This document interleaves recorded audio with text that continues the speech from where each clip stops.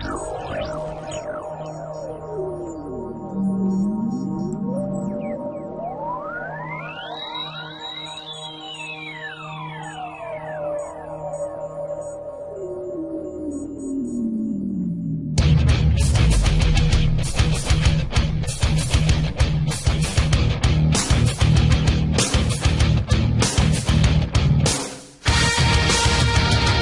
yeah, what's going on? What's going on, man? It's your boy MD20, man. Hey, I'm checking in live, man, from the Hallow, man. SNN Simulation News Network, man. Hey, this is a special Seeing Headlines on Seeing Heads United.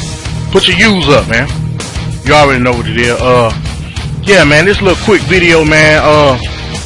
I'm going more in depth with the Unified O-Line Interaction System that I discussed in the Part 2 Standard Series. And go check it out. Once that video hit 100 views on the Part 2 blocking and tackling animation, you know, I'm gonna upload Part 3 quarterback running back play, man. You know, in that video, you know, I'm breaking down basically everything about the quarterback and the running back, man. I'm talking about the drop back, the release, the football, scrambling, pocket presence. You know what I'm saying? In terms of the running back, you know, I'm breaking down, like I said, low center of gravity. You know, different moves that the running back has in terms of animations going through the hole, you know what I'm saying? All that good stuff, man. That's going to be Part 3 of the Standard Series, man. Quarterback, running back play. Once Part 2 hit 100 views, then I'm going to upload Part 3, man. Quarterback, running back play, Standard Series. Alright, man, let's look at, you know, I got a still shot right here of offensive line going up against, actually, this was from Part 2 blocking and tackling animations of the Standard Series. I'm making this video because I saw shouts out to Ryan Moody. I saw his video yesterday. You know, many of us consider Ryan Moody as being the top dog in terms of breaking down these Madden plays, or you know, whichever was up, man. But you know, a lot of us consider him, you know, the #1 dude. But he said something yesterday in that video in terms of forming the pocket that the offensive line, you know, basically he had these individual battles in the offensive line, and you know, it was causing confusion and one form in the pocket. I disagreed on the sense that he was saying that there was individual battles within the offensive line, and I'm saying this based on, once again, my Part 2 Standard Series video, Unified O-Line Interaction, man. What we're gonna look at in this video, you know, I'm not gonna play it in real time. You know, I'm not gonna slow nothing down, man. I'm just looking at the still shot, and later on, you know, I'll be discussing it further in other videos. But I want everybody just to get a basic understanding of the Unified O-Line interaction and how, you know what I'm saying, where the zones are in terms of where the guards go, where the tackles go, you know, where the tight end or you know, anybody else who's in for a chip block, where do they go? So I'm gonna talk about the different zones within the O-Line interaction. First up, I'm gonna talk about the tackles, man. You know, the left tackle, a lot of people consider like one of the top 3 most important positions on the offense, period, because that left tackle has such a wide area that he has to cover in terms of pass blocking, and more times out of not, man, he's gonna have to go up against the opponent's top defensive end or top edge rusher, period. It doesn't matter if it's an outside linebacker or if it's a defensive end. So we're gonna look at the tackles, man, the left and the right tackle, and I got this animation coming up right here in terms of where I feel within the O-line interaction, the Unified O-Line interaction, where they cover as far as their zone. You know what I'm saying? You see right here, basically, is directly in front of them and a 90-degree angle, basically, from opposite sides. You know what I'm saying?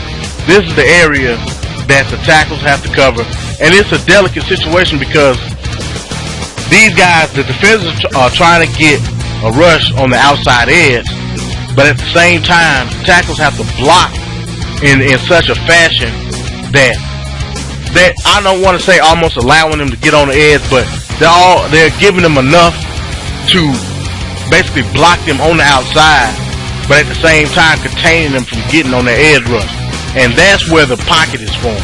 That's where you get the sense of the U-type or the horseshoe type shape within the pocket, based on those tackles having that 90-degree angle that they have to block from and create space and create basically a pocket for the quarterback to step into.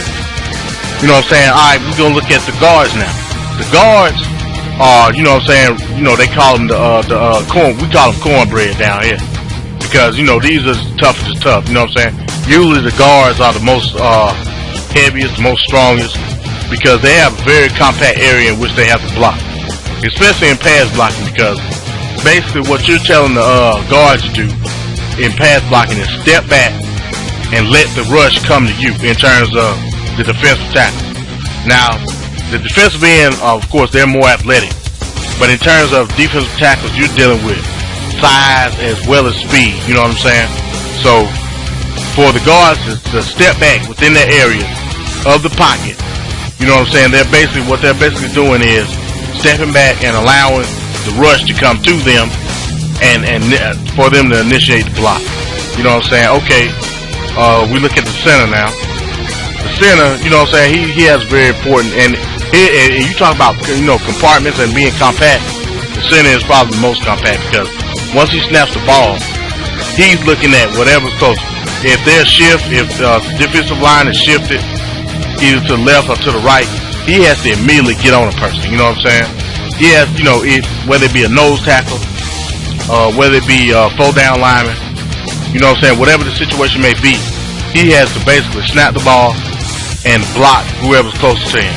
Now, he doesn't step back necessarily based on the fact that because of the snap count or, you know, different variables of pre-snap, you know what I'm saying, decisions, you know, he's basically being initiated in a blocking animation in terms of Madden, you know, within a millisecond after he snaps the ball. So a very important position. You know, he's usually stationary in terms of, you know, where he has to go. But knowing all this, man, we're gonna put 2 and 2 together and find out the zones of unified O-line interaction. Now, you see I got Tony Gonzalez on tight end. Now let's say Tony Gonzalez is staying in the block. He has either 2 places that he can go within the unified O-line zone. You know what I'm saying? He's either gonna stay stagnant with the right tackle, and this being because if he stays stagnant with the right tackle, if the right tackle gets in a blocking animation with the defensive end, Tony Gonzalez essentially will become a right tackle himself in terms of the unified O-line interaction.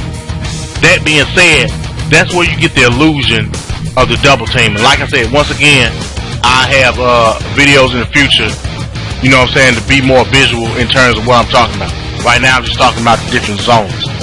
Tony Gonzalez and the right tackle essentially become one within the O-line interaction. You know what I'm saying? Even though it's not a double team blocking animation in this game, because he's going to stay within that zone, it's going to appear that he's blocking with the right tackle, when in all actuality, all they're doing is standing there, and this is coincides with the Infinity Engine as well. He's essentially just standing there, you know what I'm saying? Not doing anything, but he's standing in the way of the defensive end trying to come out on the edge, you know what I'm saying? That's where you get the illusion of the double team. Like I said, once again, I have a video. It'll probably be titled Illusion of the Double Team. But that's where you get the sensation and the illusion that a double team block is being initiated, when all actuality it's just 2 guys standing there. And essentially what this does is, because Tony Gonzalez, the tight end, as well as the right tackle, are trying to initiate a block on the defensive end, basically what they're doing is they're canceling out each other. They're negating each other's block. You know what I'm saying? And I'll show examples of this. Like I said, both of them are trying to initiate a block at the same time, and because of the unified O-line interaction, it'll negate and cancel each other out, and both of those blockers essentially won't go into an animation. The defensive linemen are going to an animation, but the right tackle and the tight end won't. They'll just stand there, you know what I'm saying? And from the view that we have in terms of playing Madden, it'll appear as though they're blocking, when like I said, all actuality, Neither of them are blocked. Okay, that's in terms of illusion of the double team. Next we're gonna look at the chip block zones, man. And the chip block zones are basically a barrier to the right and to the left, as well as directly behind the quarterback. You know what I'm saying? And within this radius of the chip block zone, whenever a defender comes to this radius, that's when the running back, or the fullback, or the tight end, whoever's in the backfield, that's when they initiate on the block. So essentially what you have here is, if I snap the ball, the running back or whoever is in the backfield stays stagnant within this zone until the defender comes into the zone, which is all well and cool. You know what I'm saying? In all reality, that's what you're supposed to do. Either you're having them block to the right or to the left. You know what I'm saying? I have no problem with it. What I do have a problem is with it, more times than not, you'll see him go into what I call the neutral zone, as well as other offensive linemen that's on the line. If they don't have a defender to block, they go into what I call the neutral zone. Now the neutral zone is directly in front of the quarterback. No matter where he is on the field, the offensive lineman, if they do not have a blocking animation, or they are not in a position to initiate a block, they're going to the neutral zone. And this is where you're talking about forming the pocket. This is where all of this stuff is broken, man, because it's not reality, it's not simulation. You know what I'm saying? When they go into the neutral zone, basically what they're doing is it's like they're on standby, waiting for a defender to go into their respective zone within the O-line interaction and initiate a block. You know what I'm saying? That's the origin, I believe, in my opinion, of the broken O-line D-line interaction. Because, like I said, it's only one mind for the offensive line, and I'm going to prove it, you know, in a series of videos that I'm going to do based on unified O-line interaction. You know what I'm saying? But yeah, man, you know, this little quick video, you know, you call a preview. I'm gonna have more videos coming out in terms of this subject. Be on the lookout, man. Like I said, hey, go to my channel, DMD20 Simulation News Network Standard Series Part 2. When that video hit 100 views, you know what I'm saying, I'm gonna drop Part 3, quarterback play, running back play. Hey, this your boy MD20, man. You know what I'm saying? Hey, check in with me, man. Simulation News Network, Seeing Heads United, man. Put your U's up, man. Check in with me, man. Sim Heads United. Sim Heads United.